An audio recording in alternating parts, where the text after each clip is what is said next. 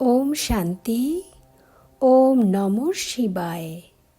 আজকের বরদান বিশ্ব কল্যাণকারী ভব। বিশ্লেষণ। আমি বিশ্ব কল্যাণকারী এই দায়িত্বের মুকুট ধারণ করে নিয়েছ। সব কাজে আমি বিশ্ব কল্যাণকারী এরকমটা মনে করে কাজ করে থাকো, নাকি নিজের কল্যাণ করতেই ব্যস্ত থাকো? যেমন লৌকিক প্রবৃত্তিতে যারা থাকে তারা নিজের প্রবৃত্তির কাজেই সদা লেগে থাকে, তেমনি তুমিও নিজেরই পুরুষার্থের প্রবৃত্তিতে ডুবে নেই তো? বাবা কি বলছে আজকে? আমরা যখন এই সঙ্গম যুগে ব্রাহ্মণ হয়ে যাই, তখন বাবা আমাদেরকে বিশ্ব কল্যাণকারীর টাইটেল দিয়ে দেয়, কারণ বাবা হলো কল্যাণকারী আর আমরা তার সন্তান। তাই আমরাও হলাম মাস্টার কল্যাণকারী। কিন্তু বর্তমানে আমাদের কিসের কল্যাণ করতে হবে? প্রথমে তো নিজের কল্যাণ, তারপরে সমগ্র বিশ্বের কল্যাণ।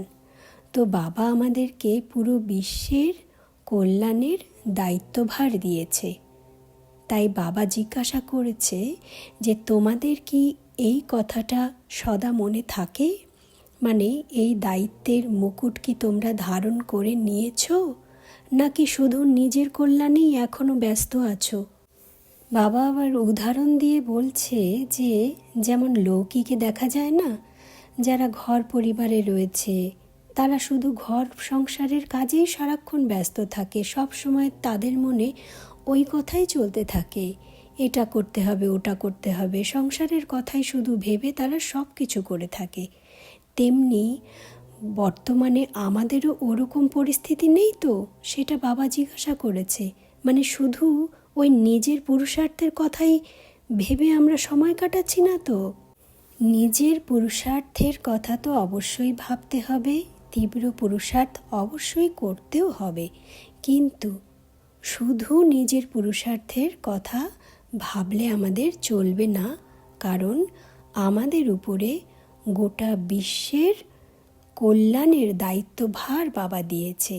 তাই নিজের পুরুষার্থের সঙ্গে সঙ্গে আমাদের গোটা বিশ্বের কল্যাণার্থে সমস্ত কাজ আমাদের করতে হবে।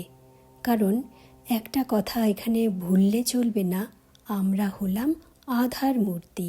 আমরা যা কিছু করব তার উপরে সব কিছু নির্ভর করে রয়েছে। তো এই কথাটা মাথায় রেখে বিশ্ব কল্যাণের দায়িত্বের মুকুট ধারণ করে সদা আমাদের চলতে হবে। ওম শান্তি। ওম নমঃ শিবায়।